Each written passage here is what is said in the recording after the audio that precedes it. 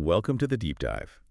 Today we're heading into, well, a really fascinating space, high-tech agriculture under some serious pressure.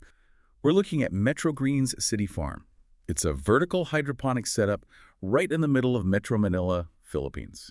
I mean, that's a city of 35 million people. Just massive. It really is, and it's a perfect storm, you could say, for testing urban food ideas. Look, the aim here isn't just fancy indoor lettuce. Our mission today is to dig into the actual business thinking behind it. We want to understand how this, pretty small, tech-heavy farm plans to make serious money. We're talking like a potential 40% net profit margin. And they plan to do it by selling a whole mix of products, sometimes in amounts that honestly sound quite small at first glance. Right, and that context you mentioned earlier is key. Metro Manila. It's huge, but the way food normally gets into the city, not great. Exactly. Super inefficient. If you're running a nice restaurant, maybe a hotel, or even a big supermarket in BGC, that's Bonifacio Global City, your best fresh stuff, it's probably traveled like 240 kilometers from way up north, places like Baguio.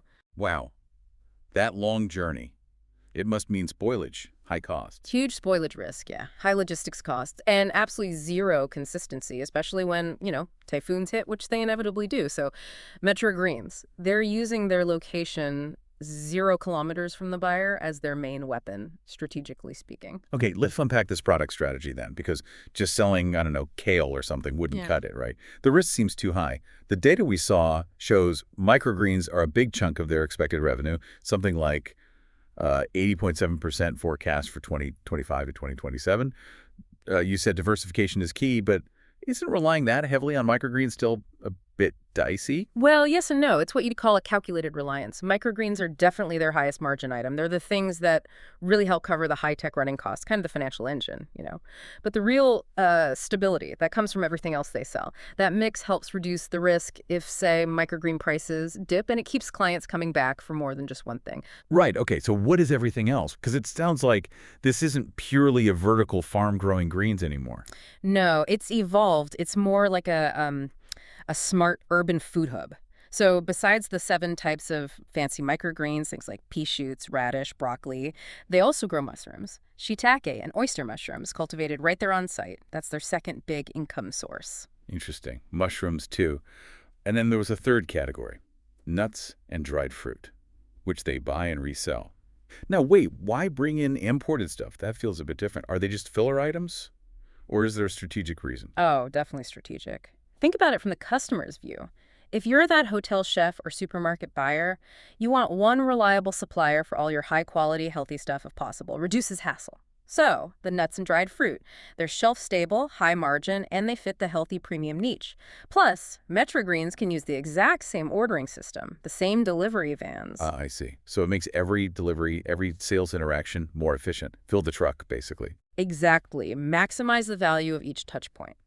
And then there's a fourth category, adding another layer. They call it farmer products. This includes things like wet greens, Japanese cucumbers, stuff they source from other local high-quality farms. So they're partnering up, too. It makes them more of a one-stop shop for specialty produce then. Precisely. It rounds out the offering, meets more of the customer's needs. Okay, so diversified products, high margins, check. But we keep coming back to the scale. 35 million people. How can this one farm even make a dent? That's the clever part. They know they can't feed the whole city. They don't need to. The entire business model is built on the idea that even small but very consistent daily sales add up to big revenue. Why? Because the market is huge and, like we said, currently underserved by reliable local options. They're not aiming for massive market share. They just need a dependable slice of the premium end of the market. A dependable slice. Let's put some numbers on that. This is where looking at their financial plan gets really interesting. They base their projections on some very conservative daily sales figures. Almost pessimistic, you could say. What are those daily targets they're using in the pessimistic model? Okay, so according to the plan, they need to consistently sell every day 40 kilograms of mushrooms. Then 40 kilograms of those nuts and dried fruits we talked about. Another 40 kilograms of cucumbers, which come from their farmer partners. And 80 kilograms of microgreens. Okay, let's add that up. 40, 40, 40, 80. That's 200 kilograms a day of specialized high-value stuff. Now, 200 kilos a day, initially that sounds like quite a bit, doesn't it? It does if you hear it in isolation. But then you remember 35 million people. hundreds of potential buyers like big supermarkets, S&R, SM, Robinsons scattered across the city, and suddenly 200 kilos. It becomes clear how conservative that target really is, those daily volumes. 40 kilos of mushrooms, 80 kilos of microgreens. That's basically a daily requirement for maybe one, perhaps up to three, large supermarkets in the entire Metro Manila area. Wow. Okay, that puts it in perspective. So their whole financial plan, even the pessimistic one, hinges on just supplying the daily needs of like one or two big customers. Essentially, yes. Or a collection of smaller restaurants and hotels adding up to that volume. It dramatically lowers the sales risk. The potential demand just dwarfs their planned supply. So the challenge isn't finding buyers. It's consistently delivering the quality and volume they promise. That's it, exactly. The volume risk is almost negligible in a market this big and inefficient. So they can laser focus on quality, consistency, and operational efficiency. That's where they win. Right. So how do they win on that front? Logistics. They've got this mix of products. They promise speed because they're right there in BGC. How do they get it all out the door efficiently, especially with, what was it, 65% B2B? Yeah, the B2B focus is heavy. Restaurants, hotels, supermarkets, they need reliability above all else. So distribution is built for speed and consistency. They use the local guys, Grab and Lalamove, for quick on-demand deliveries, basically harvest a customer very fast. And the ordering side isn't just someone answering a phone, is it? I remember reading about automation. Oh, far from it. This is where their tech investment really shows. They have their own Metro Greens app, sure, for iOS and Android. But they've also built automated bots, some using AI, into Facebook, Instagram, even Telegram. So a chef at a hotel can place a complex custom order at 2 a.m., track it, reorder favorites, all automatically, 204/7. No waiting for a salesperson. That seamless experience is huge for B2B, keeps them locked in. But okay, managing all that, different products, fast turnarounds, automated orders, needs serious organization behind the scenes, right? Especially with perishables. What systems do they actually have running to track inventory, sales, financials, and keep it transparent for, say, investors? Yeah, good question. Because moving fast is useless if you don't know what you have or if you're making money. They knew this from the start, so they've implemented like multiple CRM systems, customer relationship management. One even has AI built in to handle basic customer service automatically and learn buying patterns. Impressive. And the core inventory and money side. They use a proper ERP system, enterprise resource planning. Think like the sophisticated software big factories use, but adapted for high-volume produce. It's actually a system called BIMP, which is kind of like the 1C system used elsewhere. It tracks inventory in real time, links every sale, manages finances. Everything talks to everything else. And this allows for transparency. Total transparency. Yeah. Stakeholders, investors, they don't need to wait for a dusty monthly report. They can get instant access to the P&L, the cash flow statement, the balance sheet, anytime. That kind of openness builds a ton of trust, which you absolutely need if you're raising capital for the long haul. Okay, let's bring it all together. The product mix, these conservative daily targets, 40 kilos mushrooms, 40 cucumbers, 40 nuts, 80 microgreens, plus the slick tech and back-end systems. Does it actually add up to profit? Especially after shelling out for, what, 25 high-tech growing racks initially? That sounds expensive. It absolutely adds up. And the financial model bears this out even when they run the numbers using that very cautious, pessimistic scenario.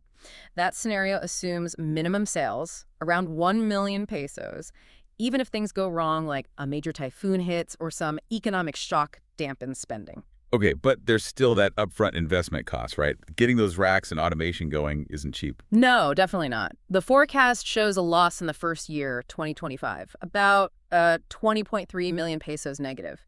But that's expected. That's the cost of building the capacity, buying the racks, the automation, standard capital investment for this kind of high-tech setup. It takes time to pay off. But once that investment is made, and if they consistently hit those daily targets, the 40, 40, 40, 80 kilos we keep mentioning, the model flips. It flips dramatically. The picture stabilizes very quickly once those volumes are met consistently. And the end result.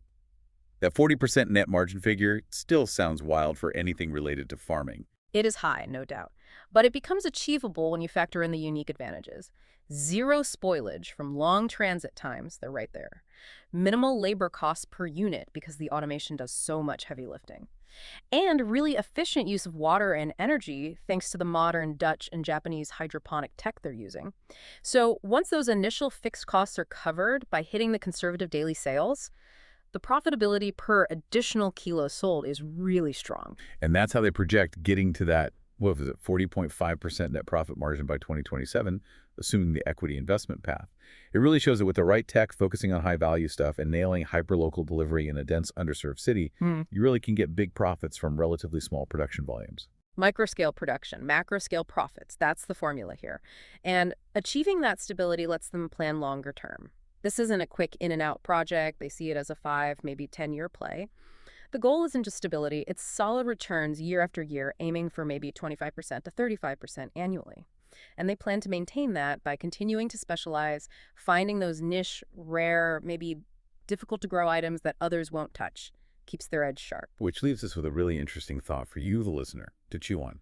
Remember, all this financial success, that impressive 40% margin potential, it's all built on achieving sales volumes, equivalent to supplying just 1 to 3 large supermarkets in Metro Manila. That's the conservative base case. So what happens if they actually hit their full target?